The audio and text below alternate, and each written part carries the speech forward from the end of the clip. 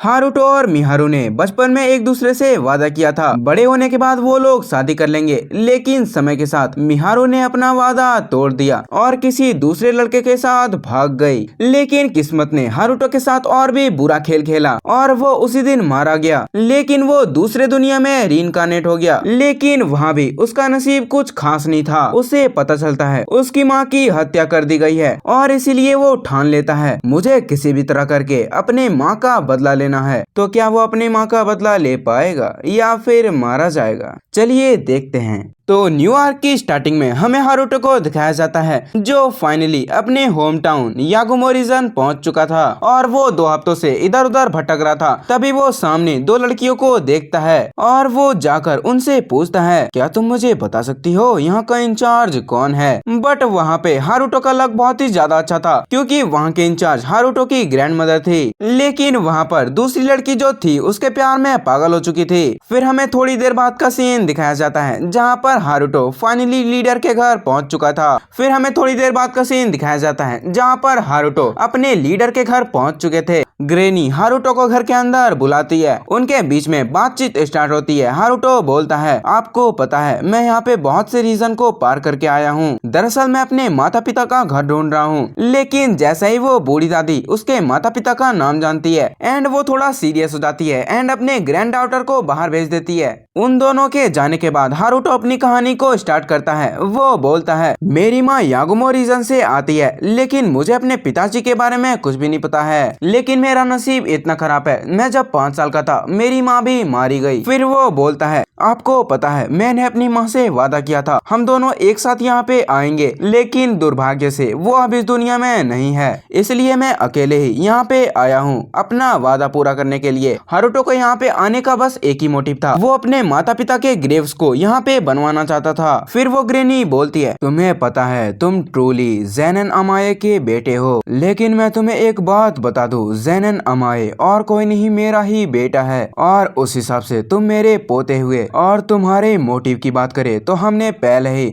अपने बेटी की कब्र यहाँ पे बनवा दी है। ये सुनने के बाद हारुतो थोड़ा हैरान हो जाता है। फिर वो अपने माँ के ग्रेव के पास जाता है। वहाँ जाने के बाद वो अपने माता को श्रद्धांजलि देता है। फिर वो ग्रेनी बोलना स्टार्ट करती है काफी समय पहले मेरे बेटे को मजबूरन यहाँ से जाना पड़ा था। और ये सुनते ही हारुतो उससे कारण पूछता है, लेकिन वो दादी बोलती है मैं अभी इसका कारण तुम्हें नहीं बता सकती हूँ, तब तक के लिए तुम्हें यहाँ पर रुकना होगा। फिर से सीन शिफ्ट होता है एंड हमें कुछ दिन बाद का सीन दिखाया जाता है। हारुतो हमेशा की तरह जल्दी से उठ जाता है, लेकिन तभी वहाँ पे उसकी कजन आती है जो आधी नींद में थी और उसके कपड़े पूरी तरह से बिखरे हुए थे। लेकिन थोड़ी देर में जब उसे रियलाइज होता है तो वो शर्मा कर वहाँ से भाग जाती है। फिर हमें थोड़ी देर बाद का सीन दिखाया जाता है जहाँ पे हारुतो सबके लिए खाना बना रहा था एंड उसकी दादी उसकी बहुत ही तारीफ कर रही थी। लेकिन तभी अचानक से हारुतो को पानी की जरूरत होती है और वो अपनी मैजिकल पावर का यूज करके वहाँ पे पानी को क्रिएट कर लेता है, जिसे देखने के बाद हारुतो की कजन बहुत ही ज्यादा हैरान हो जाती है।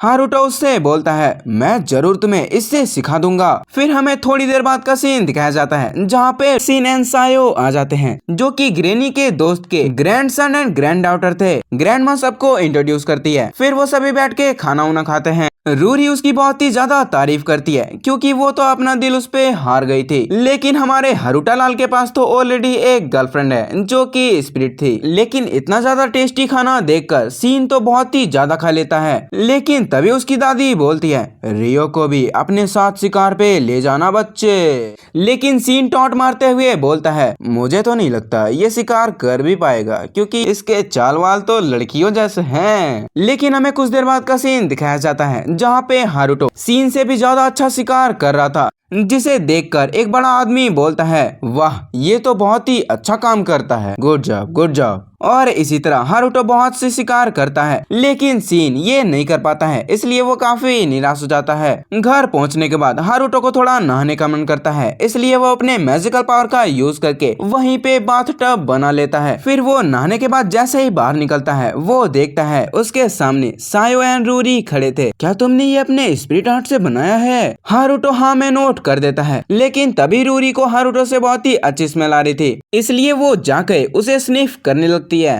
एंड सायो को भी धकेल के स्निफ करवा देती है। तब उसे पता चलता है हारुतो एक सोप का इस्तेमाल कर रहा है। लेकिन तभी वहाँ पर सिन आ जाता है जो अपनी हार के कारण बहुत ही ज्यादा निराश था और गुस्से में भी। एंड हारुतो को काफी कुछ बोल देता है जिससे सायो काफी गुस्से में आ जाती है। एंड डे बाय डे ऐसे ही दिन कटने लगते हैं। उस गांव की सारी लड़कियां हारुतो को धीरे धीरे पसंद करने लगी थी। पता नहीं हारुतो में क्या था। एंड इसे देखने के बाद सिन की काफी ज्यादा जल रही थी। ऐसे ही काफी दिन गुजर जाते हैं एंड उनका वीट पक जाता है। तभी उसकी दादी बोलती है, मैं तुम्हारे स्किल को देखकर तुम्हें एक काम देना चाहती हूँ। इस वीट को लेके जाओ और रॉयल प्लेस में जाके बेच दो। लेकिन तभी वहाँ से 2-3 लड़के जल्दी जल्दी से वहाँ से भाग के जाते हैं। एंड हारुतो भी उनके पीछे जाता है। फिर से सीन शिफ्ट होता है एंड हमें रूरी एंड सायो को दिखाया जाता है। वहाँ पे दूसरे विलेज के चीफ का बेटा आया हुआ था जो काफी ज्यादा घटिया इंसान था और काफी ज्यादा गंदी गंदी बातें बोल रहा था। लेकिन सिन ये सब देखने के बावजूद भी कुछ नहीं कर पा रहा था। लेकिन जैसे ही वो लड़का रूरी के बारे में जो मन सो बोलता है, सिन का दिमाग फिर जाता है एंड वो उस लड़के पे अटैक कर देता है। लेकिन वो चीफ का बेटा उसे इजीली डॉज कर लेता है एंड उसकी गर्दन पकड़कर उसे उठा लेता है। लेकिन तभी वहाँ पर ग्रेनी आती है एंड उस लड़के को बचा लेती है। और सारी बातें जानने के बाद ग्रेनी उन्हें रुकने के लिए एक जगह दे देते हैं। लेकिन वो स्ट्रिक्ट ऑर्डर देती है, तुम यहाँ से कहीं भी नहीं जा सकते हो। फिर वो वहाँ से निकल जाते हैं। लेकिन वो रास्ते में हारुतो से टकराते हैं। वो चीफ का बेटा उसे पैर मारकर गिराना चाहता था लेकिन वो खुद ही गिर जाता है। क्या गुंडा बनेगा रे तू। फिर हमें रात का सीन दिखाया जाता है जहाँ पे हारुतो को कुछ तो गड़बड़ लग रहा था। इसलिए वो रूरी एंड सायो को एक एक क्रिस्टल दे देता है एंड वो बोलता है अगर कुछ भी हुआ तो मुझे पता चल जाएगा। फिर हमें उसी चीफ के बेटे को दिखाया जाता है जो दारू पी रहा था एंड वो काफी ज्यादा हंस रहा था। फिर हमें नेक्स्ट डे का सीन दिखाया जाता है जहाँ पे ग्रेनी एंड हारुतो सारे वीट्स को गिन रहे थे। लेकिन तभी वहाँ पर किंगडम से एक लड़का आता है एंड सारे कैलकुलेशन को करने लगता है एंड ऐसे ही पूरा दिन खत्म हो जाता है। फिर हमें हारुतो को ट्रेनिंग करते हुए दिखाया जाता है जहाँ पे सायो एंड रूरी उसे छुप के देख रहे थे। तभी रूरी उससे एक क्वेश्चन पूछती है, आखिर तुम डेली इतना प्रैक्टिस क्यों करते हो? फिर वो बोलता है, मैं बचपन में एक लड़की से प्यार करता था एंड मैंने उस लड़की से वादा किया था मैं इतना स्ट्रांग बनूंगा ताकि मैं तुम्हें प्रोटेक्ट कर सकूं। लेकिन अब मुझे नहीं पता वो कहाँ पे है। शायद उसे मुझसे कोई बेहतर मिल गया होगा। दरअसल हारुतो मिहारू के बारे में बात कर रहा था। फिर से सीन शिफ्ट होता है एंड हमें रात का सीन दिखाया जाता है। रूरी एंड सायो सो रहे होते हैं। तभी वहाँ पे चीफ का बेटा आता है एंड वो काफी गलत हरकतें करने लगता है। लेकिन तभी उन क्रिस्टल की मदद से हारुतो को सब कुछ पता चल जाता है और वो इंस्टेंटली वहाँ पे आ जाता है। जैसे ही हारुतो वहाँ पे पहुँचता है वो देखता है चीफ का बेटा रियो के साथ काफी ज्यादा गलत हरकतें कर रहा था। ये देखने के बाद उसका दिमाग पूरी तरह से ब्लैंक हो जाता है। उसे पता नहीं था वो क्या कर रहा था एंड इसीलिए वो काफी ज्यादा ब्रूटल हो गया था। सबसे पहले वो उसे उठाकर घर के बाहर पटक देता है एंड उसके ऊपर ही बैठ के उसे मारने लगता है जिससे हारुतो के पूरे कपड़े ब्लड से लाल हो जाते हैं। एंड ये देखकर रूरी एंड सायो थोड़े से डर जाते हैं। हारुतो तब तक उसे मारता है जब तक वो ऑफिसर उसके हाथ को नहीं पकड़ता है। तब जाकर कहीं हारुतो शांत होता है। फिर वो ऑफिसर उसे इंस्टेंटली हील करने लगता है क्योंकि अगर वो मर जाता है तो हारुतो की जिंदगी खराब हो जाती। फिर वो हारुतो को बोलता है, मैं इंस्टेंटली ये खबर किंगडम पहुंचाता हूँ। फिर हारुतो अकेले में चला जाता है एंड अकेले में जाने के बाद वो बोलता है, ये दूसरी बार था जब मैंने किसी आदमी को मारने की कोशिश की है। आखिर अगर मैंने किसी आदमी को मार दिया तो मुझ में और मेरे माँ के कत्ल में क्या अंतर रह जाएगा। फिर हमें नेक्स्ट डे का सीन दिखाया जाता है जहाँ पे हारुतो सभी से माफी मांगता है। वो बोलता है, कल मैंने जो किया उसके लिए मुझे माफ कर देना। तभी रूरी बोलती है, अगर तुम कल हमारी मदद नहीं करते तो पता नहीं हमारे साथ क्या हो जाता। प्लीज हमसे माफी मत मांगो। सायो भी उसका साथ देती है एंड बाकी सब भी। फिर हमें नेक्स्ट डे का सीन दिखाया जाता है। सभी लोग वीट के बोरों को लाद रहे थे। इधर हमें हारुतो के ग्रैंड मदर को दिखाया जाता है जो उस ऑफिसर को थैंक्स बोलती है एंड उन्हें एक लेटर देती है एंड वो बोलती है, इसे जाके कैपिटल में दे दो। फिर हारुतो, सिन एंड सायो उस ऑफिसर के साथ चले जाते हैं। जैसे ही वो कैपिटल पहुंचते हैं उन तीनों को जेल में बंद कर दिया जाता है। जैसे ही हारुतो एंड सिन उन तीनों कैदियों को जेल में भेज देते हैं, वो सिन के मास्टर के साथ रामेन खाते हैं। फिर रामेन खाने के बाद सिन हारुतो से थैंक यू बोलता है। फिर सीन शिफ्ट होता है एंड हमें मार्केट का सीन दिखाया जाता है जहाँ पे हारुतो एंड सायो शॉपिंग कर रहे थे। रास्ते में चलते चलते वो दोनों गर्ल एसेसरीज के यहाँ पे चले जाते हैं। वहाँ पे सायो को साकुरा फ्लावर वाला हेयर बैंड अच्छा लगता है तो हारुतो इंस्टेंटली उसे खरीद देता है। वो जैसे ही जाने लगते हैं दुकान की मालकिन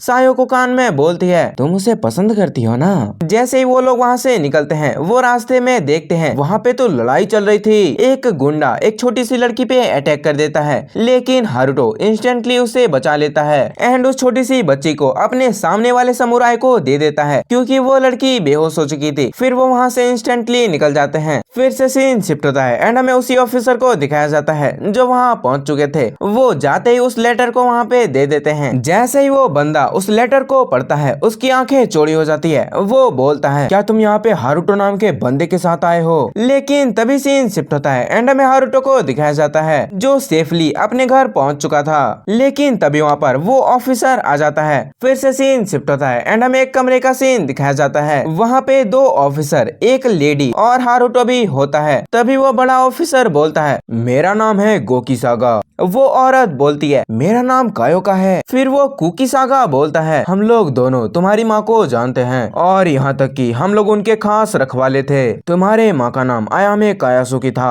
और तुम्हारी माँ एक रॉयल ब्लड लाइन से आती है और वो भी कारासुकी के किंगडम से। और ये सुनने के बाद हारुतो काफी ज्यादा हैरान हो चुका था क्योंकि उसे यकीन ही नहीं हो रहा था वो एक रॉयल फैमिली से आता है। फिर गोकीसागा उसके पिता के बारे में बोलता है, काफी समय पहले की बात है, कारासुकी किंगडम और एक दूसरे किंगडम में लड़ाई हो चुकी थी और वहाँ पे एक योद्धा था जिसने काउंटलेस आदमियों को मारा है, जिसे स्पिरिचुअल एंड मार्शल आर्ट आता था। एंड उस समय मैंने उनके साथ एक एक हाथ किया था और जैसे ही वॉर खत्म हुआ उन्हें लेडी आयामे का पर्सनल बॉडीगार्ड बना दिया गया। इतने ज्यादा हैंडसम थे कि तुम्हारी माता श्री उनके प्यार में थोड़े ही दिनों में पागल हो गई। और जब रात में हम लोग अपने किंगडम की बाउंड्री को बढ़ा रहे थे और उन्हीं में से एक हरामी किंगडम ने हमारे लेडी आयामे पे हमला कर दिया था, लेकिन तुम्हारे डैड ने सेफली उन्हें बचा लिया था। और इसे देखने के बाद हमारे लॉर्ड मैजेस्टी ने उन्हें वहां से जाने की परमिशन दे दी। और अब देखो इतने ज्यादा दिन बीत चुके हैं लेकिन अभी तक उनकी कोई भी खबर हमें नहीं मिली है। अगर आप यहाँ पे आ ही चुके हो तो अपने grand mother and grand father से मिलते जाओ। और ये सुनते ही हारुतो हाँ में नोट कर देता है। फिर हमें नेक्स्ट डे का सीन दिखाया जाता है। हारुतो अपने grand mom and grand father से मिलता है। उनके बीच में काफी ज्यादा हंसी मजाक होते हैं लेकिन तभी अचानक से उसका ग्रैंड फादर अचानक से सीरियस हो जाता है एंड वो बोलता है, तुम हमें सारी बातें बताओ, आखिर तुम कहाँ रहते थे, कैसे रहते थे और बाकी सब भी। हारुतो उनसे बोलता है, मैं अपने पिता के बारे में ज्यादा कुछ नहीं जानता हूँ क्योंकि जब तक मुझे होश आया मेरे पिताजी मारे जा चुके थे। मुझे बस इतना याद है मैंने अपनी मम्मी के साथ बहुत ही अच्छे दिन बिताए हैं लेकिन सिर्फ 5 साल तक, जब तक उनकी हत्या नहीं हो गई थी और उनका मर्डर किया था लूसियस नाम के एक एडवेंचरर ने, जो कि डैड का ही एक एडवेंचरर साथी था। एक दिन की बात है, मेरी मॉम हमेशा की तरह काम से बाहर जा रही थी। उनके जाने के थोड़ी ही देर बाद वहाँ पे लूसियस आता है। उसने मुझ पर एक लात मारी एंड अपने साथ एक लाई हरी बोतल को मुझे पिला दिया था। जब मेरी मॉम आई तो उन्होंने मुझे बचाने की पूरी कोशिश की लेकिन लूसियस ने उन्हें मेरे सामने ही मार डाला।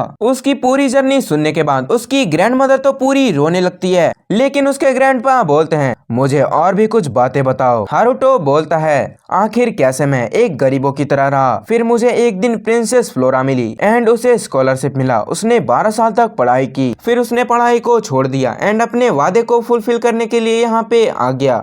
तभी उसके ग्रैंडफादर बोलते हैं, क्या तुम्हें उस बंदे का चेहरा याद है जिसने तुम्हारी माँ को मारा था? इसे सुनने के बाद हारुतो गुस्से में बोलता है, इस दुनिया में बस एक ही चेहरा है जिसे मैं कभी भूल नहीं सकता हूँ और वो है लूसियस का चेहरा, और चाहे जो भी हो जाए मैं उसे मार दूंगा। ये सुनने के बाद उसके दादाजी अपने मन में बोलते हैं, इस लड़के ने तो उसे मारने का अपना पूरा मन बना लिया है, इसे रोकना अब बेवकूफी होगी। और उसके बाद उसके दादाजी बोलते हैं, मैं चाहता हूँ तुम हमारे गुकीसागा से लड़ाई करो, ये हमारे किंगडम में सबसे ज्यादा होनहार स्वॉर्ड्समैन है। ये सुनने के बाद हारुतो हमें नोट कर देता है। फिर वो लोग वहाँ से जाने लगते हैं। तभी रास्ते में वही छोटी सी लड़की आती है जिसे थोड़ी देर पहले ही हारुतो ने रेस्क्यू किया था। ये जानने के बाद सारे लोग काफी ज्यादा खुश हो जाते हैं कि ये जिंदा है। फिर हमें मैच का सीन दिखाया जाता है जहाँ पे एक तरफ हारुतो और दूसरी तरफ कुकीसागा खड़ा था और जिनकी रेफरी थी कायोका, और वहाँ पे हारुतो की दादा दादी भी मौजूद थे। फिर कायोका फाइट को स्टार्ट करती है।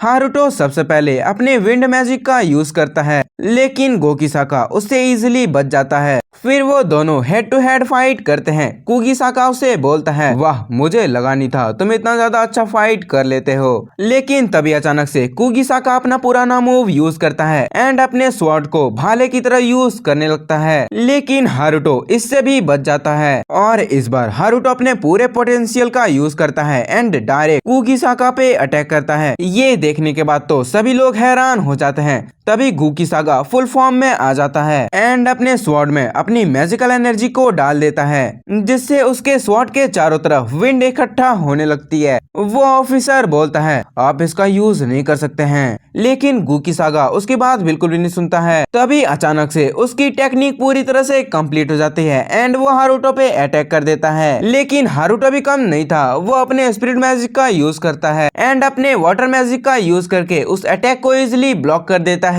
एंड वहाँ पे इतना ज्यादा वाटर इकट्ठा हो गया था कि गोकीसाका को कुछ भी नहीं दिख रहा था। एंड इसी मौके का फायदा उठाते हुए हारुतो इंस्टेंटली कुगिसाका पे अटैक कर देता है एंड यहीं पे हमारा मैच खत्म हो जाता है, क्योंकि कुगिसाका इजीली हार चुका था। जैसे ही कायुका ये बोलती है, ये मैच हारुतो जीत चुका है। इसे देखने के बाद तो हारुतो के ग्रैंडफादर एंड ग्रैंडमदर काफी ज्यादा शॉक हो जाते हैं। इसके बाद हारुतो अपने दादा दादी के पास जाता है एंड वो उन्हें थैंक यू बोलता है इस पूरे सिनेरियो के लिए। फिर हमें शाम का सीन दिखाया जाता है, जहाँ पे रूरी एंड सायो सारी चीजों का ध्यान रख रहे थे। लेकिन तभी रूरी सायो से पूछती है, क्या तुमने कहीं पे हारुतो को देखा है? सायो बोलती है, मैंने उसे उधर जाते हुए देखा है। फिर हमें हारुतो को दिखाया जाता है, जो अपने मॉम एंड डैड के ग्रेव के पास था। तभी वो बोलता है, मॉम एंड डैड, मैं इतना ताकतवर बनना चाहता हूँ ताकि मैं अपने चाहने वालों को सभी को प्रोटेक्ट कर सकूँ। फिर नेक्स्ट डे की स्टार्टिंग होती है। वहाँ पे रूरी, उसकी ग्रैंडमदर और हारुतो बैठे थे। ग्रेनी बोलती है, भले ही तुम लोग दोनों कजन्स हो, लेकिन हारुतो की ब्लड लाइन रॉयल है। पहले तो रूरी भरोसा नहीं करती है, लेकिन थोड़ी देर बाद उसे भरोसा हो जाता है, हाँ शायद हारुतो एक रॉयल ब्लड है। फिर वो थोड़ा अजीब सा बिहेव करने लगती है, लेकिन हारुतो बोलता है, प्लीज ऐसा मत करो, जैसा चल रहा है वैसा चलने दो, वरना मुझे बहुत ही ऑकवर्ड लगेगा। भले ही मेरी मॉम रॉयल ब्लड थी, लेकिन मैं रॉयल ब्लड बिल्कुल भी नहीं हूँ। मुझे अपनी लाइफ अपने तरीके से जीनी है। मैं थोड़े ही दिनों में यहाँ से चला जाऊंगा, मुझे कहीं पे जाना है। हारुतो की ग्रैंडमदर बोलती है, क्या तुम्हें वहीं पे जाना है जहाँ तुम बड़े हुए हो? हारुतो बोलता है, हाँ वहाँ पे मेरा कोई इंतजार कर रहा है। रूरी बोलती है, आखिर तुम्हारा इंतजार वहाँ पे कौन कर रहा है? वहाँ पे मेरी एक बहन है, वो मेरा इंतजार कर रही होगी। भले ही हमारा ब्लड लाइन एक नहीं है, लेकिन फिर भी वो मेरी बहन है। लेकिन जब तक मैं यहाँ पे रहूंगा, मैं अपनी पूरी जी जान लगा दूंगा ताकि यहाँ की फसल अच्छे से हो पाए। फिर ऐसे ही काफी दिन बीतने लगते हैं। फिर हमें कुछ दिनों बाद का सीन दिखाया जाता है, जहाँ पे सायो अपने खेत में गेहूं की फसल बो रही थी। लेकिन तभी वहाँ पे हारुतो आ जाता है। वो बोलता है, क्या तुम्हारा काम हो गया या फिर तुम्हें और भी फसल चाहिए यहाँ पे बोने के लिए? एंड काम थोड़ा अच्छे से करना, क्योंकि मेरे जाने के बाद तुम्हें ही सब कुछ हैंडल करना होगा। जैसे ही सायो ये सुनती है, हारुतो यहाँ से जाने वाला था, वो बहुत ही निराश हो जाती है। वो यहाँ तक कि रोने पे आ जाती है, लेकिन किसी तरह खुद को संभाल लेती है। लेकिन जैसे ही वो अपने घर जाती है, वो खुद को कंट्रोल नहीं कर पाती है और जोर जोर से रोने लगती है। लेकिन तभी वहाँ पे सिन उसे देख लेता है एंड काफी गुस्से में आ जाता है। जल्दी बताओ, ऐसा तुम्हारे साथ किसने किया है? सायो उसे समझाने की कोशिश करती है, मुझे कुछ नहीं हुआ है, बस बात इतनी सी है, हारुतो यहाँ से जाने वाला है और यही कारण है मुझे रोना आ गया। लेकिन इतने दिनों में सिन को भी पता चल गया था, सायो कहीं ना कहीं हारुतो से प्यार करती थी और इसीलिए सिन हारुतो के घर की तरफ जाता है और उसके पीछे पीछे सायो भी चली जाती है। सिन हारुतो के घर के पास जाता है एंड अपने घुटनों पे बैठ के हारुतो से बोलता है, प्लीज तुम यहाँ पे रुक जाओ। जैसे ही वहाँ पे सायो आती है, वो सिन को बहुत ही डांटने लगती है एंड हारुतो के ग्रैंडमदर से माफी मांगने लगती है। और उसी दिन से एक तरफ फसल उग रही थी एंड सायो अपनी प्रैक्टिस को और भी तेज कर देती है। वो रात भर अकेले ही प्रैक्टिस किया करती थी, चाहे स्वॉर्ड प्रैक्टिस हो, चाहे स्पिरिट आर्ट का यूज करके वाटर मैजिक को यूज करना। लेकिन टाइम भी कहाँ रुकता है, टाइम इतनी जल्दी से चलता है कि फेस्टिवल का टाइम आ जाता है। फेस्टिवल में सभी लोग बहुत ही मजे करते हैं, लेकिन तभी वहाँ पे सायो आ जाती है एंड वो हारुतो से प्राइवेट में बात करने की मांग करती है। वो लोग किसी प्राइवेट जगह पे चले जाते हैं। जैसे ही वो लोग वहाँ पे पहुँचते हैं, सायो अपने प्यार का इजहार कर देती है, लेकिन हारुतो उसे मना कर देता है क्योंकि वो चाहता था सायो की जान बिल्कुल भी खतरे में ना आए। लेकिन सायो बोलती है, तुम चिंता मत करो, मैं तुम्हारे लिए कोई बोझ नहीं बनूंगी। मैंने लास्ट 6 मंथ में बहुत ही ट्रेनिंग किया है, मैं बस तुम्हारे साथ चलना चाहती हूँ, मुझे और कुछ भी नहीं चाहिए। लेकिन फिर भी हारुतो से मना कर देता है एंड वहाँ से चला जाता है। सायो अपने प्यार को ऐसे ही जाते हुए देखती है एंड उसके आंखों से आंसू गिरे जा रहे थे। फिर वो जाते समय अपने मन में सिन एंड सायो से माफी मांगता है क्योंकि सिन भी बैठ के ये सब देख रहा था। एंड गेस व्हाट, वहाँ पे एक और आदमी था, हमारा कुकीसागा। फिर हमें मिडनाइट का सीन दिखाया जाता है। हारुतो बिना किसी को बोले वहाँ से जाना चाहता था और इसीलिए उसने मिडनाइट को चुना एंड वो अपने ग्रैंडमा एंड रूरी को बाय बोल के वहाँ से चला जाता है। लेकिन जैसे ही वो अपने गांव के एंड में पहुंचा, वहाँ पे सायो खड़ी थी। फिर हमें एक फ्लैशबैक दिखाया जाता है जहाँ पे कुकीसागा सायो से पूछता है, क्या तुम हारुतो से प्यार करती हो? सायो बोलती है, हाँ बिल्कुल। तभी कुकीसागा बोलता है, क्या तुम उसके लिए अपना होमलैंड छोड़ने के लिए तैयार हो? सायो थोड़ी देर हिचकिचाने के बाद हाँ बोल देती है। फिर हमें प्रेजेंट का सीन दिखाया जाता है जहाँ पे सायो हारुतो को कुछ नहीं बोल रही थी, वो बस इतना चाहती थी हारुतो अपना बेस्ट दे और हारुतो उसे शुक्रिया बोल के वहाँ से चला जाता है। फिर हमें कुछ दिनों बाद का सीन दिखाया जाता है जहाँ पे हारुतो द ग्रेट फॉरेस्ट पहुँच चुका था। वो उड़ते हुए वहाँ पे पहुँच जाता है, लेकिन आगे से उसके साथी वहाँ से आ रहे थे। लातिफा उसे जैसे ही देखती है वो उसे गले लगा लेती है। फिर हमें थोड़ी देर बाद का सीन दिखाया जाता है जहाँ पे हारुतो लंच कर रहा था। वो अपनी जर्नी सभी को शेयर करता है। जैसे ही लातिफा को पता चलता है हारुतो की एक ग्रैंडमदर और कजन भी है, वो बहुत ही खुश हो जाती है। तभी वो बुढ़िया दादी उससे बोलती है, क्या तुम्हें पूरे जर्नी में कोई भी परेशानी हुई है? हारुतो बोलता है, हाँ एक चीज तो थी जिसकी मुझे बहुत ही कमी हुई थी, वो था एक घर जो मेरे स्पेस टाइम में हो। इसे सुनने के बाद वो थोड़ा हैरान हो जाते हैं एंड सोच विचार करने लगते हैं। तभी एक एल्डर बोलता है, ऐसा घर बनाना मुश्किल तो है लेकिन हो जाएगा। तो वो बुढ़िया दादी एल्डर को काम देके हारुतो से बस आराम करने के लिए बोलती है। हारुतो जैसे ही अपने घर पहुंचता है वो बहुत ही खुश हो जाता है क्योंकि आफ्टर ऑल वो उसका घर ही था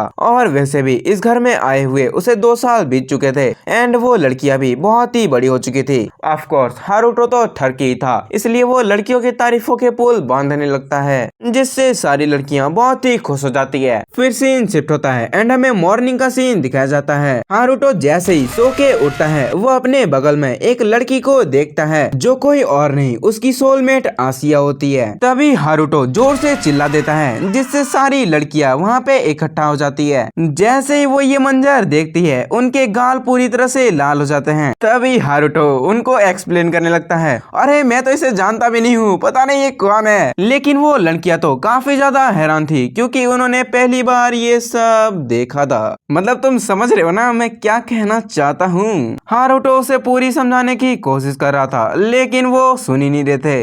तभी हारुतो आसिया से डायरेक्ट पूछ लेता है, आखिर तुम यहाँ पे कैसे आई, आखिर तुम हो कौन? आसिया बोलती है, अरे गधे में वही स्पिरिट हूँ। फिर हमें थोड़ी देर बाद का सीन दिखाया जाता है जहाँ पे आसिया को थोड़े से कपड़े पहनने के लिए दिए गए थे। लेकिन तभी हारुतो उन लड़कियों से पूछता है, क्या तुम्हें पता है कोई स्पिरिट ऐसा कर सकता है क्या? लेकिन जैसा कि हमें पता ही है उन्हें कुछ भी नहीं पता था। लेकिन तभी हारुतो को याद आता है, ड्रायस ने बोला था मेरे अंदर एक स्पिरिट रहती है, शायद वो अब अवेकन हो चुकी है, लेकिन उसे कुछ भी याद नहीं था। तभी लास्ट में हारुतो उससे पूछता है, आखिर तुम्हारा नाम क्या है? आसिया बोलती है, मुझे नहीं पता है आखिर मेरा नाम क्या है, लेकिन अगर तुम चाहते हो तो मुझे तुम एक नाम दे सकते हो। हारुतो थोड़ी देर सोचने के बाद बोलता है, मैं तुम्हें एक नाम तो दे दूंगा लेकिन मैं अभी खुद ही होश में नहीं हूँ तो मैं अभी तुम्हें तो नाम नहीं दे सकता हूँ। फिर वो दोनों बात करते करते अचानक से टेलीपैथी का यूज करने लगते हैं। इधर सभी को लग रहा था वो दोनों आपस में सिर्फ नजरें मिला रहे हैं, लेकिन उन्हें क्या पता था ये दोनों तो टेलीपैथी के थ्रू बात भी कर रहे हैं।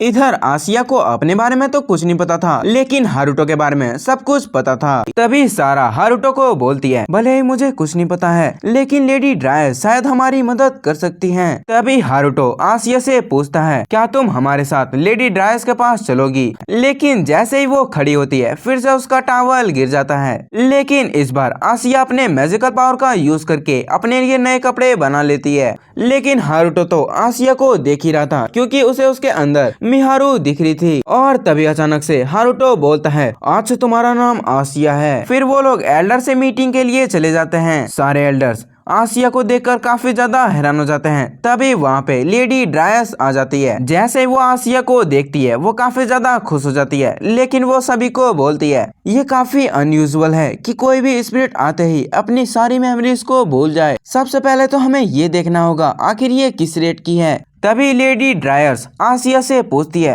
आखिर तुम्हें कितने टाइप की स्पिरिट आर्ट आती है? आसिया बोलती है, मुझे सारी ही आती है। ये सुनते ही वो लोग काफी ज्यादा हैरान हो जाते हैं। लेडी ड्रायर्स बोलती है, पहले मुझे अच्छे से जांच पड़ताल करना होगा। फिर हमें थोड़ी देर बाद का सीन दिखाया जाता है, जहाँ पे लेडी ड्रायर्स हारुतो एंड आसिया की लड़ाई करवाकर उन दोनों की पावर्स को देखना चाहती थी, क्योंकि हारुतो बहुत ही ज्यादा पावरफुल है और आसिया के लिए हारुतो ही सबसे अच्छा अपोनेंट है आसिया की पावर को चेक करने के लिए। फिर उसकी लड़ाई स्टार्ट हो जाती है। आसिया इंस्टेंटली वहाँ से गायब हो जाती है एंड हारुतो पे अटैक कर देती है। लेकिन हारुतो भी काफी ज्यादा तेज था। वहाँ पे जितने भी लोग फाइटिंग को देख रहे थे, उन्हें फाइट में कुछ समझ नहीं आ रहा था, क्योंकि उन्हें फाइट दिख ही नहीं रहे थे। दरअसल वो बहुत ही ज्यादा फास्ट थे। लेकिन जैसे ही हारुतो को पता चलता है कॉम्बैट स्किल में दोनों ही बराबरी के हैं, तो वो हवा में जाके लड़ाई करने लगता है। लेकिन वहाँ भी उसे पता चल जाता है यहाँ भी कुछ नहीं होने वाला है, तो वो नीचे आ जाता है एंड स्नोबॉल्स को बना लेता है एंड आसिया के ऊपर फेंक देता है। लेकिन आसिया इंस्टेंटली वहाँ से गायब हो जाती है और अचानक से हारुतो के पीछे अपीयर हो जाती है एंड सेम अटैक का यूज कर देती है। लेकिन हारुतो अपने फायर मैजिक का यूज कर देता है, लेकिन आसिया अपने विंड मैजिक का यूज करके उस फायर को ब्लॉक कर देती है। लेकिन तभी अचानक से हारुतो अपने मैजिकल पावर का यूज करके एक टोर्नेडो बना लेता है एंड ये देखते हुए आसिया भी उसी का यूज कर देती है। इसलिए वहाँ पे दो टोर्नेडो अपीयर हो जाते हैं और उनके प्रेशर से ही वहाँ पे जितने भी लोग फाइटिंग को देख रहे थे, उनकी हालत बहुत ही ज्यादा खराब हो जाती है। ये देखते ही लेडी ड्रायर्स को बीच में इंटरफेयर करना पड़ता है और लड़ाई यहीं पे रुक जाती है। फिर लेडी ड्रायर्स बोलती है, आसिया बहुत ही ज्यादा पावरफुल है, लेकिन इसकी पावर्स अभी भी पूरी तरह से स्टेबल नहीं है। उसे अपने ही बारे में नहीं पता है, इसलिए आज से मेरे पास जितनी भी नॉलेज है मैं वो तुम्हें सारी दे दूंगी। ये सुनने के बाद हारुतो से ग्रीट करता है एंड सारे एल्डर्स बातचीत करने के बाद आसिया को अपने गांव में रखने के लिए तैयार हो जाते हैं और इसी बात की खुशी में वहाँ पे फिर से जश्न होने लगता है एंड इसी तरह काफी दिन बीत जाते हैं। हारुतो एंड लेडी ड्रायर्स आसिया को अच्छे से स्पिरिट मैजिक सिखा रहे थे। आसिया धीरे धीरे सारी चीजों को जानने लगती है। ऐसे ही 6 महीने बीत जाते हैं। हारुतो का अपना घर भी बनके तैयार हो चुका था एंड फिर से सीन शिफ्ट होता है एंड हमें रात का सीन को दिखाया जाता है। हारुतो अपने घर में नहा रहा था। वो नहाते नहाते सोचता है, आसिया के आने के बाद मुझे अपना ज्यादा से ज्यादा टाइम आसिया के साथ ही देना पड़ता है, जिससे लातिफा को टाइम नहीं मिल पा रहा है, जिससे वो थोड़ा सा उदास हो जाता है एंड वो खुद को गुस्से से बोलता है, मुझे थोड़ा सा उस पे भी ध्यान देना चाहिए था। लेकिन तभी वहाँ पर लातिफा आ जाती है एंड वो बोलती है, मुझे आपकी पीठ को साफ करना है। लेकिन हारुतो बोलता है, जाओ जाके पहले कपड़े पहन के आओ। लेकिन लातिफा के बहुत ही बातें बोलने के बाद हारुतो तैयार हो जाता है। फिर हमें नेक्स्ट डे का सीन दिखाया जाता है, जहाँ से फाइनली हारुतो जाने वाला था एंड उसके जाने की खुशी में एल्डर एंड लेडी ड्रायर्स उसे एक स्पिरिट टोकन देते हैं, जिससे हारुतो इंस्टेंटली यहाँ पे टेलीपोर्ट हो सके। और तभी वहाँ पे सल्डोरा आ जाता है एंड फाइनली उसका गिफ्ट हमें दिखाया जाता है, जिससे वो अपने हेयर स्टाइल को कभी भी चेंज कर सकता था। एंड ये हारुतो के लिए काफी ज्यादा काम की चीज थी, क्योंकि उसकी वांटेड पिक्चर सब जगह लगी थी एंड उसे अपनी आइडेंटिटी को छुपाने के लिए ये चीज काफी ज्यादा काम आने वाली थी। जैसे ही वो यहाँ से जाता है, ये आर्क यहीं पे खत्म हो जाता है। न्यू आर्क की स्टार्टिंग में हमें आसिया एंड हारुतो को दिखाया जाता है। वो लोग सीलिया से मिलने जा रहे थे। फिर सीन शिफ्ट होता है एंड हमें सीलिया को दिखाया जाता है, जो हारुतो को लेटर पकड़ के खड़ी थी। लेकिन तभी अचानक से पीछे से वाइस कैप्टन आ जाते हैं। तभी हमें पता चलता है आसिया और वाइस कैप्टन की शादी फिक्स हो चुकी है। वो गधा vice captain full flirting mode में चला जाता है एंड आसिया के साथ फ्लर्ट करने लगता है। सीलिया उसे जरा सा भाव नहीं दे रही थी क्योंकि उसके मन में वो बिल्कुल गधा निकम्मा सा लड़का था। उसे तो मजबूरी में इससे शादी करनी पड़ रही थी। वो चाहती थी हारुतो वहाँ पे आए और इसे बचा के ले जाए। फिर से सीन शिफ्ट होता है एंड हमें हारुतो को दिखाया जाता है जो फाइनली इस किंगडम में आ चुका था। हारुतो वहाँ पहुँचने के बाद सबसे पहले अपने बालों को चेंज करता है। वो एक दुकान में जाकर सारे इन्फॉर्मेशन को लेने लगता है एंड उसे पता चलता है यहाँ पे किसी की शादी होने वाली है। फिर वो अपना मन मनाता है। वो सबसे पहले सीलिया से जाके मिलने वाला था क्योंकि वो वहाँ पे वांटेड था, इसलिए वो रात को जाने के लिए सोचता है। फिर हमें मिडनाइट का सीन दिखाया जाता है जहाँ पे आसिया एंड हारुतो एक छत पे उतरते हैं। वो नोटिस करते हैं यहाँ पे काफी ज्यादा गार्ड्स थे, इसलिए वो डिसाइड करते हैं हम लोग खिड़की से जाएंगे। आसिया इजिली दूसरी तरफ जाकर खिड़की को खोल देती है। हारुतो एंड आसिया दोनों सीलिया की ओर जाते हैं। वो लाइब्रेरी को जैसे ही खोलता है वो काफी ज्यादा हैरान हो जाता है क्योंकि वहाँ पे कुछ भी नहीं था। वहाँ पे ना ही सीलिया थी और ना ही उसके कॉपी किताब।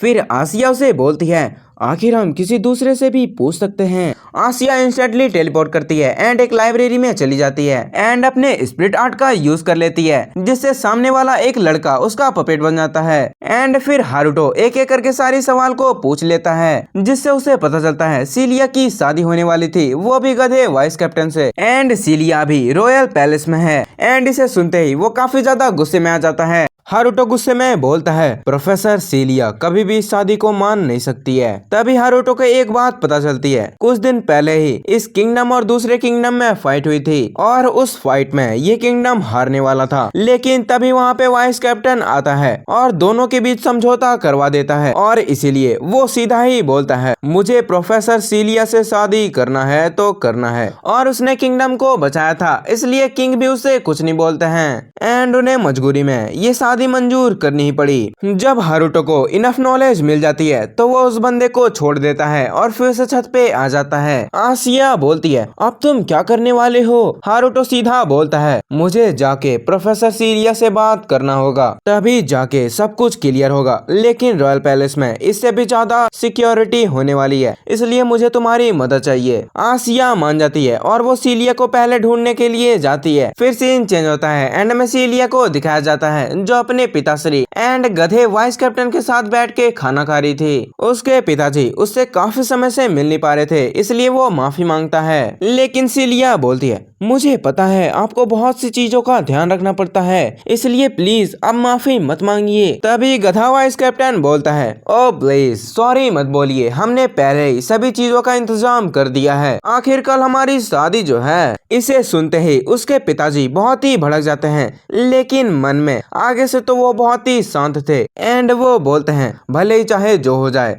मैं अपने डॉटर की सेफ्टी के लिए कुछ भी कर सकता हूँ। तभी वाइस कैप्टन ज्यादा चौड़ में आके बोलता है मुझे पता चला है आप दूसरे किंगडम से मिले हुए हैं, जो बिल्कुल ही झूठ था, लेकिन उसकी पहुंच ज्यादा थी इसलिए वो कुछ भी बोल सकता था। झूठा सबूत भी वो तुरंत ही क्रिएट करवा सकता था, इसलिए सीलिया के पिता को मजबूरन झुकना पड़ता है। वो अपनी डॉटर के लिए बहुत ही शर्मिंदा थे, लेकिन वो कुछ नहीं कर सकते थे एंड सीलिया भी ये बात अच्छे से जानती है।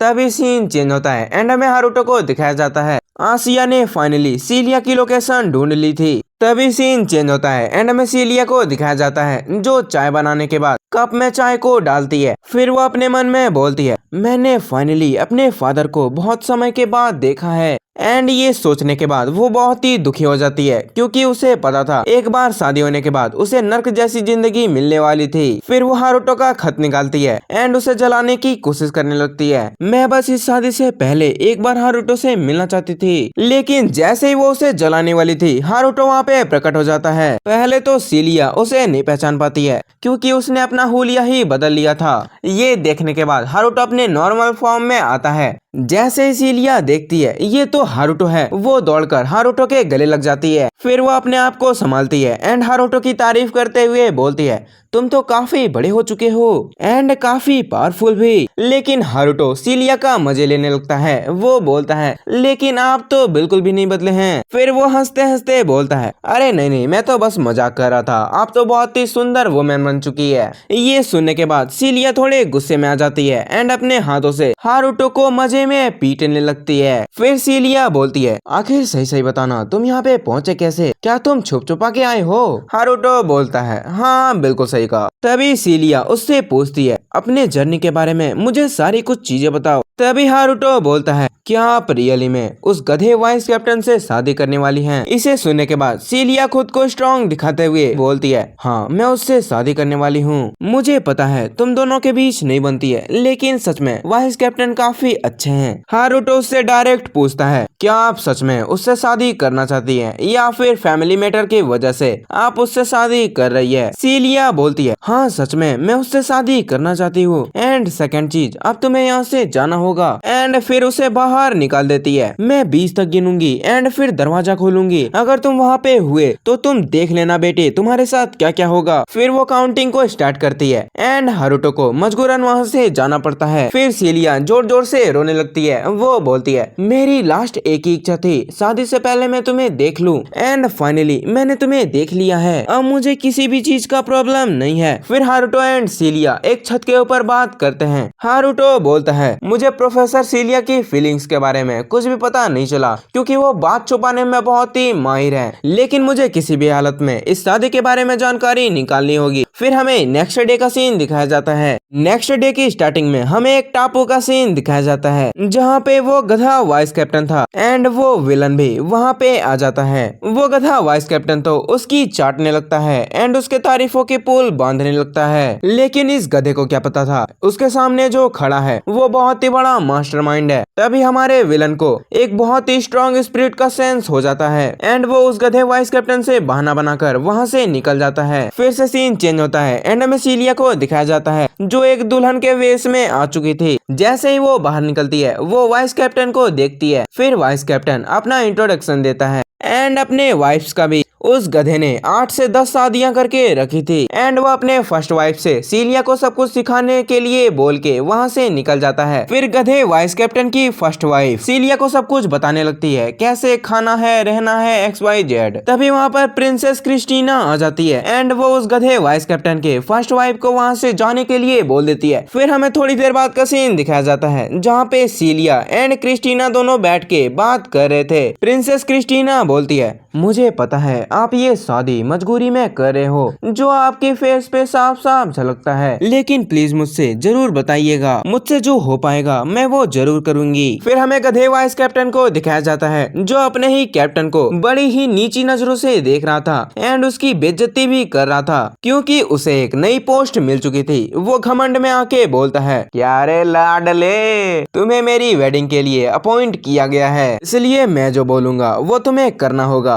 कैप्टन उसकी बातें सुनकर हाँ में नोट कर देता है क्योंकि उसके पास कोई ऑप्शन ही नहीं था। फिर हमें थोड़ी देर बाद का सीन दिखाया जाता है जहाँ पे उनकी शादी फाइनली स्टार्ट हो चुकी थी। दूल्हा एंड दुल्हन फाइनली बाहर आ चुके थे, सारे लोग उन्हें ही देख रहे थे, लेकिन वहीं पे विलेजर्स के बीच में हारुतो भी होता है जो सारी जानकारी को इकट्ठा कर रहा था। तभी हारुतो आसिया से बोलती है, अपना प्लान स्टार्ट कर दो। तभी आसिया अपने टेलीपैथी का यूज करके सीलिया से बात करने लगती है। वो बोलती है, क्या तुम्हें पता है हारुतो भी यहाँ पे मौजूद है। जैसे ही वो हारुतो को देखती है वो अपने इमोशन को कंट्रोल नहीं कर पाती है एंड वो बहुत ही रोने लगती है, लेकिन जैसे ही वो खुद को कंट्रोल करती है वो आसिया को आवाज लगाती है, लेकिन वो बिल्कुल भी नहीं सुनती है। इसीलिए सीलिया को लगता है शायद मुझे इमेजिनेशन हो रहा है। इतना सब होने के बाद वो फाइनली मैरिज हॉल पहुंच चुके थे। वो गधा वाइस कैप्टन उसे मैरिज हॉल जाने के लिए बोलता है। वो जैसे ही अपने हाथ को वाइस कैप्टन के हाथ में देने वाला था उधर हारुतो अपने प्लान को एग्जीक्यूट कर चुका था। उसने सारे गार्ड्स को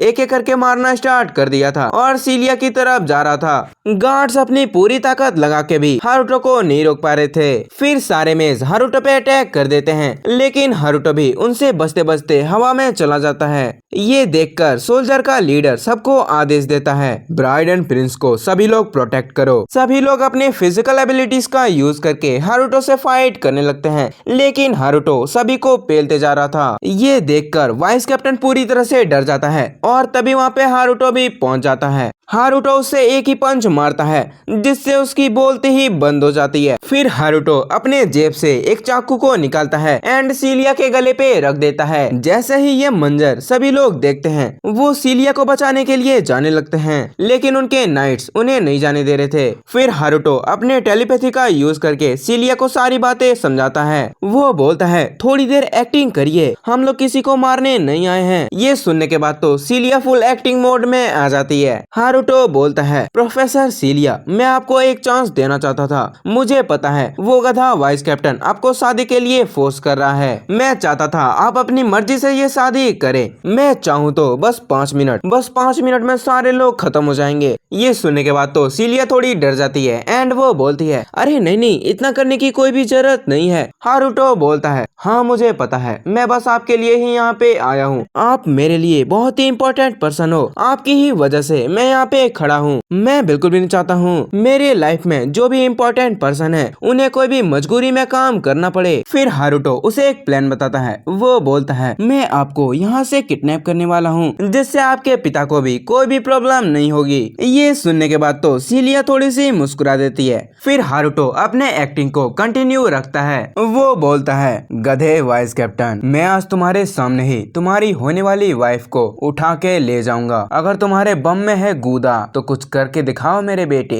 फिर वो सीलिया को अपने बाहों में उठाकर वहाँ से जाने लगता है। वो गधा वाइस कैप्टन उसे देखने के अलावा कुछ कर ही नहीं सकता था क्योंकि उसके पास उतनी पावर ही नहीं थी। फिर वो गधा वाइस कैप्टन सभी को आदेश देता है। वो बोलता है जाओ और जाके मेरी ब्राइड को बचा के लाओ। ये सुनते ही सारे सोल्जर्स हारुतो पे अटैक कर देते हैं, लेकिन हारुतो इजीली उनसे बच जाता है एंड मेज के अटैक्स को डॉज करने लगता है। फिर हमारा विलन हारुतो को सेंस कर लेता है। वो अपने मन में बोलता है ये तो वही लड़का है जिसे मैंने काफी टाइम पहले देखा था। ये लड़का सच में इतना बड़ा हो गया और काफी पावरफुल भी। एंड वो तभी हारुतो को टेस्ट करने के लिए उस पर एक मैजिकल बॉल फेंक देता है जिससे हारुतो बड़ी ही इजीली बच जाता है एंड सीलिया को वहाँ से उठा के जाने लगता है। फिर हमारा कैप्टन सामने आता है। वो सभी सोल्जर्स को बोलता है जाओ और जाके पूरे किंगडम में नाकाबंदी कर दो। एंड वो वेनेसा से बोलता है तुम जाके उनकी भाग दौड़ संभालो, मैं खुद जाऊंगा हारुतो से लड़ने के लिए। फिर से सीन चेंज होता है एंड हमें हारुतो को दिखाया जाता है जो वहाँ से भाग रहा था, लेकिन उसके पीछे उड़ने वाले सोल्जर आ चुके थे एंड इन्हें देखने के बाद वो अपने स्पीड को बढ़ा लेता है। फिर वो एक गली में चला जाता है एंड आसिया को बुलाता है एंड उसे सीलिया दे के बोलता है अपने प्लान के अकॉर्डिंग चलो। फिर हारुतो सीलिया के आंखों में थोड़ी सी हैरानी देखकर उसे सारी कुछ चीजें बता देता है एंड वो बोलता है मैं तुम दोनों के लिए थोड़ा सा टाइम इकट्ठा करता हूँ एंड उन सोल्जर्स को डाइवर्ट करता हूँ, तब तक तुम लोग इस किंगडम से बाहर निकल जाना। फिर वो आसिया को बोलता है जाते जाते सीलिया को सारी कुछ बातें बता देना। फिर वो वहाँ से निकल जाता है। जैसे ही सोल्जर्स देखते हैं हारुतो के पास सीलिया नहीं थी, वो बैकअप को बुला लेते हैं एंड जैसे ही वो देखते हैं सीलिया तो इनके पास नहीं है, वो हारुतो पे अटैक करने लगते हैं एंड हारुतो इजीली उनसे बच रहा था। फिर हारुतो नीचे आ जाता है, लेकिन पीछे से बैकअप आ चुकी थी तो हारुतो उन्हें एक एक करके मार देता है। तभी वहाँ पे और भी सोल्जर्स आ जाते हैं तो हारुतो अपने हथियार को निकाल लेता है एंड उनसे लड़ाई करने लगता है, लेकिन हारुतो किसी को भी मारना नहीं चाहता था, इसलिए उसे बहुत ही प्रॉब्लम हो रही थी। लेकिन तभी वहाँ पे कैप्टन आ जाते हैं, वो भी फुल स्वैग में एंड अब कैप्टन और हारुतो दोनों आमने सामने थे एंड वो फाइट करने लगते हैं। लेकिन हारुतो यहाँ पे बस डिफेंड कर रहा था, लेकिन तभी कैप्टन अपने स्वॉर्ड का यूज करके हारुतो पे अटैक कर देता है और हारुतो इससे बियरली बच पाता है। फिर से उन दोनों के बीच में फाइट स्टार्ट हो जाती है। हमें पता चलता है इस दुनिया में कैप्टन की स्वॉर्ड बस एक ही है, वो भी बहुत ही ज्यादा स्ट्रॉन्ग है, इसलिए हारुतो को उससे लड़ने में काफी प्रॉब्लम हो रही थी। लेकिन उन दोनों की फाइट को देखकर वहाँ पे जितने भी सोल्जर्स थे वो इनकी फाइट को देखकर काफी ज्यादा हैरान हो चुके थे। लेकिन तभी वो कैप्टन हारुतो पे अटैक कर देता है जिससे हारुतो फिर से बेयरली बच पाता है एंड वो डिफेंड कर देता है। कैप्टन को फाइनली पता चल चुका था हारुतो बस डिफेंड कर रहा है, वो फाइट नहीं करना चाहता था। ये देखने के बाद कैप्टन को गलतफहमी हो गई थी, उसे लग रहा था वो अपने पूरे पोटेंशियल का यूज नहीं कर पा रहा है, इसलिए सामने वाला बंदा बस डिफेंड ही कर रहा है। जिसके बाद वो अपनी स्वॉर्ड का फुल पोटेंशियल यूज कर देता है जिससे उसकी स्वॉर्ड लाल हो जाती है, जिसके यूज से जमीन में काफी बड़ा गड्ढा हो जाता है एंड वहाँ की आसपास की मकाने थोड़ी सी टूट जाती है। लेकिन हारुतो इस मौके का यूज करके वहाँ से निकल जाता है। फिर कैप्टन सारे सोल्जर्स को बोलता है सब जगह सर्च करो एंड सबसे पहले सीलिया को ढूंढो। तभी सीन चेंज होता है। बादल में काफी ज्यादा गर्जन हो रही थी, जिसे देखने के बाद तो सभी लोग काफी डर जाते हैं एंड इधर उधर भागने लगते हैं। एंड इधर सीलिया एंड आसिया एक पहाड़ पे खड़े थे एंड तभी वहाँ पे हारुतो आ जाता है। सीलिया हारुतो की तरफ जाने की कोशिश करती है, लेकिन वो गलती से उसके बाहों में गिर जाती है। वो हारुतो से बोलती है मुझे पता नहीं क्यों ये अनरियल लग रहा है। थोड़ी देर पहले ही मेरी जिंदगी पूरी डार्कनेस में जाने वाली थी, लेकिन तुमने मेरी जिंदगी को बचाया है। वो लोग ऐसे ही बातों को कंटिन्यू रखते हैं, लेकिन तभी अचानक से आसमान से कुछ पिलर्स नीचे गिरते हैं, लेकिन थोड़ी देर में वो बंद हो जाता है। लेकिन तभी अचानक से आसिया को कुछ सेंस हो जाता है। वो हारुतो से बोलती है जल्दी से मेरे साथ चलो। तभी सीन चेंज होता है एंड हमें दो बच्चों एंड एक लड़की को दिखाया जाता है जो यहाँ के बिल्कुल भी नहीं लग रहे थे। लेकिन तभी वहाँ पे एक आदमी आ जाता है एंड उन सभी को किडनैप कर लेता है। रास्ते में हारुतो बहुत ही जल्दी चल रहा था, तभी वो वहाँ पे पहुँच जाता है एंड उसे एक मोबाइल फोन मिलता है। वो लुटेरे से पूछते हैं, लेकिन वो सीधा ही मना कर देते हैं। लेकिन तभी अचानक से वो कुछ बच्चों की आवाज सुन लेते हैं एंड इसे सुनने के बाद हारुतो उन सभी को मार देता है और जल्दी जाकर वहाँ का ताला तोड़ देता है। उससे दो बच्चे बाहर निकलते हैं। हारुतो उनसे पूछता है क्या तुम बस दोनों ही हो? उनमें से एक बच्ची बोलती है नहीं, हमारे साथ एक और दीदी भी थी, शायद वो दूसरे बग्गी में होगी। लेकिन जैसे ही हारुतो दूसरे बग्गी का ताला तोड़ता है, वो देखता है वहाँ पे और कोई नहीं, मिहारू होती है जो जापान से इस वर्ल्ड में इसेकाई हो चुकी थी। और इसी के साथ हमारा सीजन यहीं पे खत्म हो जाता है। अगर आपको ये सीजन पसंद आया हो तो प्लीज हमारे इस वीडियो को लाइक कर दे एंड कुछ ही दिनों में इसका सीजन 2 भी अपलोड होने वाला है एंड इसीलिए उसे जल्दी से जल्दी देखने के लिए हमारे चैनल को सब्सक्राइब करें। तब तक के लिए मिलते हैं एक और नई वीडियो में। Bye bye.